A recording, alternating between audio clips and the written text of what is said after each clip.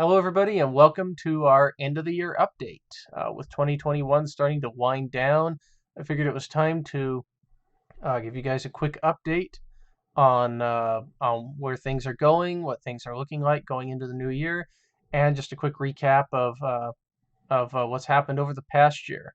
I'm going to be pretty direct and straight about some of the challenges and things facing us. So strap in. Here we go. All right, to recap, going into this year, we realized right at the beginning that our late 2020 release of 7 short episodes was simply not working. And so the first 4 or 5 months of this year was spent improving the feature length cut and then getting that released instead to replace that old version. That new version being released as a feature film instead of as a TV series has been far more successful. It's gotten picked up by 9 different streaming platforms as opposed to the 2 that we originally got. Unfortunately, these platforms do not report the number of views to our aggregator, Film Hub, so it's impossible to tell how many people have actually watched the movie.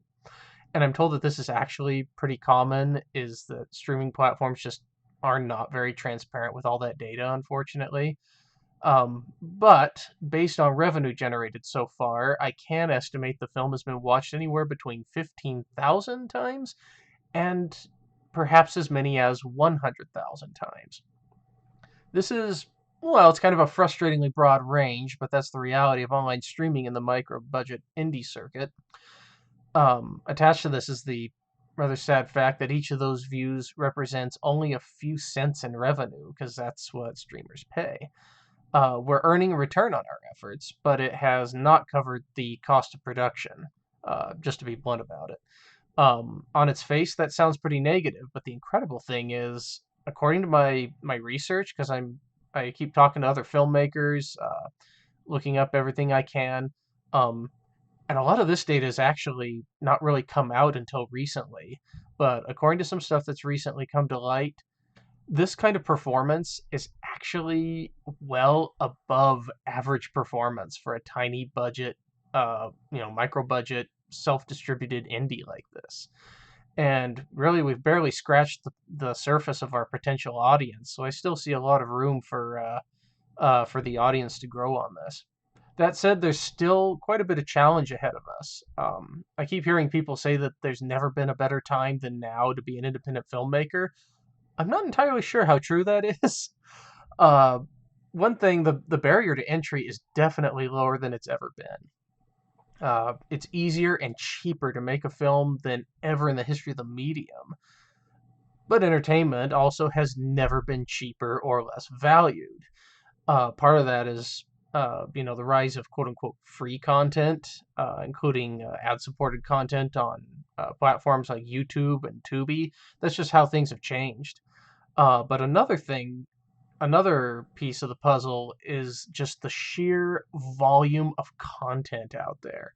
If you actually go searching for indie films, you'll find just this tremendous glut of micro budget films all clawing over each other for viewership. It's getting harder and harder to really stand out. Still, I love film as a storytelling and art form, and I feel the story that we have is a story worth telling, and we have the talent to pull it off. So how do we move forward? First, we still need to get more people to watch the first movie. You, the viewer, are actually one of the biggest parts of that. Simply sharing the movie and our YouTube channel as well with others. Doing that does more for us than almost anything else. Next is leaving reviews and ratings on IMDb and Amazon. Even the best movies have people dislike them enough to rate and review them with the lowest possible rating, and micro budget films have that deck stacked pretty heavily against them by nature, just because most people, when looking for entertainment, are not looking for low budget entertainment. They're looking for high budget professional stuff.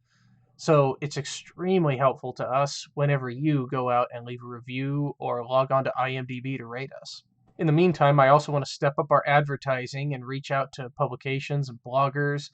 I'm even considering engaging professional services to help us with marketing, but there's just not a lot of money for that. And since my promotion at work last year, it's been much more difficult to do as much as I used to myself. And as much as I love filmmaking, feeding my family has simply got to come first. Especially with inflation going up and prices going up on everything. And I just won't deprive my kids of a decent childhood by spending every dime I make chasing filmmaking. So it's a decidedly uphill battle, but then again, it kind of always was. Second, we're working on a DVD and Blu-ray release of the film. We had hoped to finalize the discs before the end of this year, but reality has once again stepped in, put a bit of a damper on things. Turns out that decent disc authoring software is actually really difficult to come by these days. A lot of the best software is unsupported anymore. Sometimes it won't even run on modern machines. Uh, Tremendous numbers of bugs. It's been a very difficult process trying to get DVDs and Blu-rays set up, which is too bad because one of the reasons I entered into it in the first place is because I thought it would be simple because it kind of used to be. We may have to consider leaving most of the extra features off the discs, unfortunately, which is an idea I hate. I'm hoping we can at least keep the commentary track that Laura and I recorded. So we'll see about that. I'll be talking to some disc manufacturers and distributors starting next week, and so we'll see where that goes. Third, we obviously want to complete the story that we began. We want to do that at this point by producing 2 more films. For the second film, there is a complete script ready at this point, although we are still revising it. Movie 1 was written as a TV pilot with lots of setup for concepts and subplots that would play out over the course of an entire season, right? And so in switching from a TV series approach to a feature film series approach, we've had to distill things down and concentrate on the major storyline.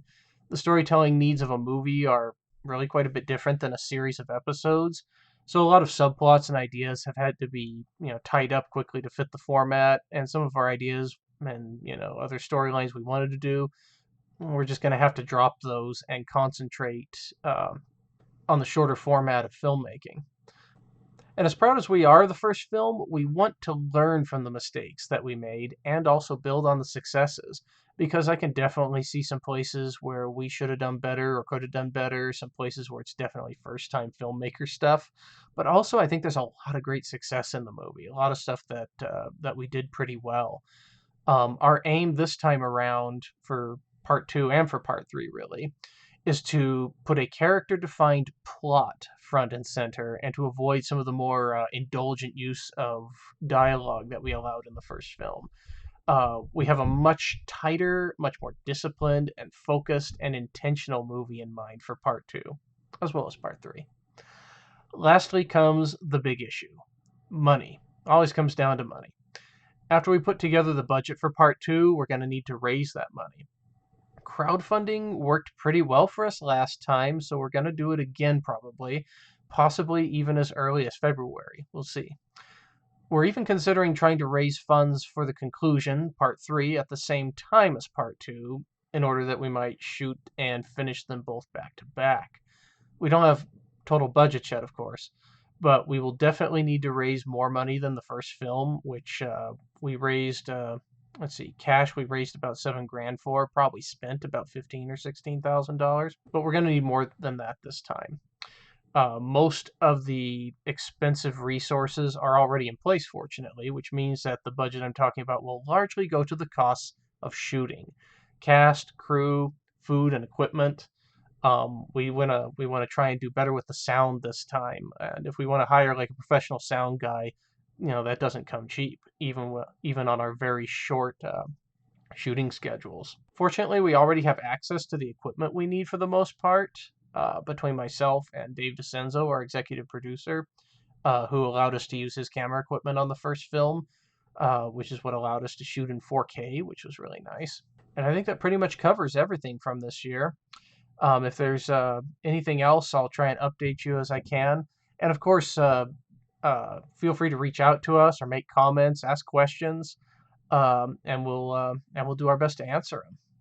Now, before I sign off for 2021, I do want to take a quick moment to express my thanks to all of you once more, whether you're a cast or crew member, or a new viewer who's just discovered us, or a friend or fan who's followed our crazy little experiment since we first started building spaceships and testing green screen composites I don't know how many years ago now.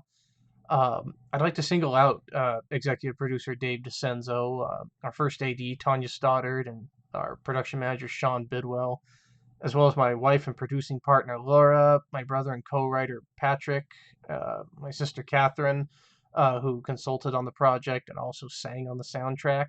I want to thank all of you for the time and effort that you've volunteered over the past few years toward Chimera. I'm thankful for all the support we've had. I'm thankful that even in these difficult times with COVID and supply chain problems and whatever else comes next, that we still live lives of so much abundance, such abundance that we can make movies like this on our own. I'm thankful that every day is, still a new day, and God's mercies are still new every morning. So thank you all for your support, your patience, and your enthusiasm, and everything. Thank you all so much. God bless you and be with you all through 2022. Thanks, everybody.